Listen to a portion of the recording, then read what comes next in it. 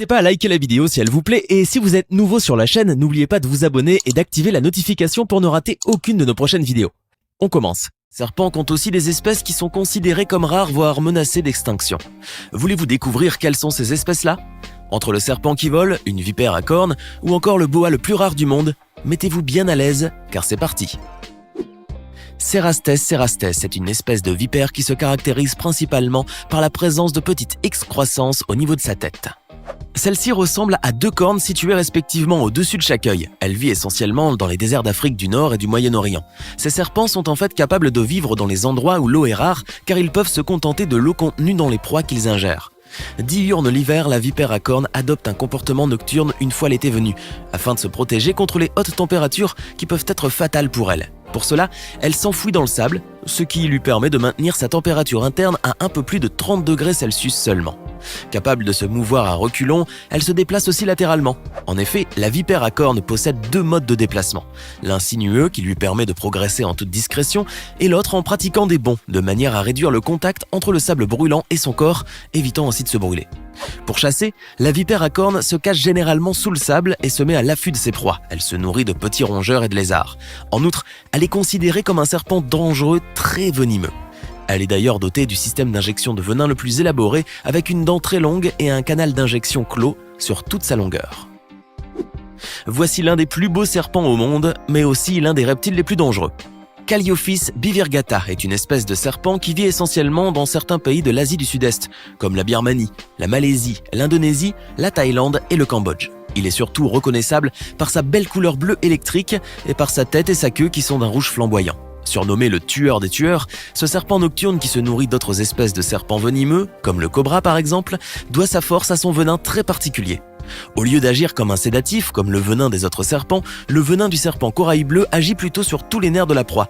Ceci a pour effet de provoquer une paralysie spastique qui se caractérise par l'apparition de spasmes et par la contraction de l'ensemble des muscles. De plus, ce serpent possède les plus grandes glandes de venin au monde, et ces dernières couvrent plus de 25% de son corps. En revanche, bien qu'il soit un serpent venimeux et mortel, le serpent corail bleu possède des propriétés bien particulières. Oui, son venin est considéré comme un antidouleur pour les humains. C'est à peine croyable, cette étonnante découverte est le fruit d'une étude qui a été réalisée il y a quelques années. En effet, des chercheurs australiens de l'université du Queensland sont parvenus à isoler du venin du serpent corail bleu une toxine nommée calliotoxine qui est responsable de la paralysie du corps, mais qui pourrait agir sur la transmission de la douleur car ce venin cible un type particulier de canal sodium. Et pour votre information, les canaux sodium sont connus pour leur rôle dans la conduction des messages nerveux et la transmission de la douleur. Montivipera wagneri est une espèce de serpent que l'on trouve principalement en Turquie orientale, mais aussi en Iran. Cette espèce vit essentiellement au niveau des zones herbeuses ou rocheuses à une altitude comprise entre 1200 et 2000 mètres, et souvent à proximité des points d'eau. Il s'agit cependant d'une espèce rare découverte récemment qui a été nommée ainsi en hommage à l'explorateur allemand Moritz Wagner.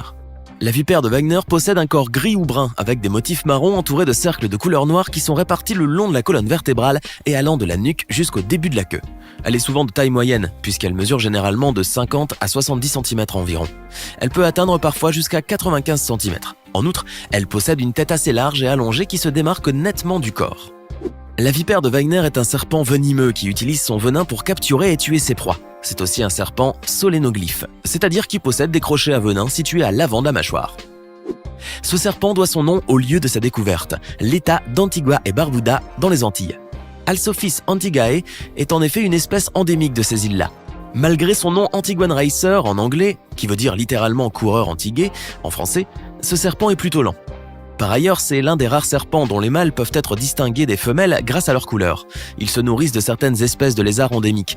En revanche, ils sont considérés comme inoffensifs pour l'homme. Toutefois, c'est une espèce gravement menacée d'extinction. D'ailleurs, on estime qu'elle a déjà disparu de l'île de Barbuda. En effet, l'espèce a été déclarée éteinte par erreur à 2 reprises, en 1936 puis en 2009. Seulement une cinquantaine de ces serpents vivaient sur une seule île en 1995. Le nombre des individus de l'espèce avait considérablement chuté suite à l'invasion de l'île par des rats et des mangoustes dans les années 1800. Cependant, grâce aux efforts de certaines institutions comme l'ONG environnementale Fauna et Flora International, ainsi que ses partenaires qui se sont impliqués à débarrasser les îles des prédateurs envahissants,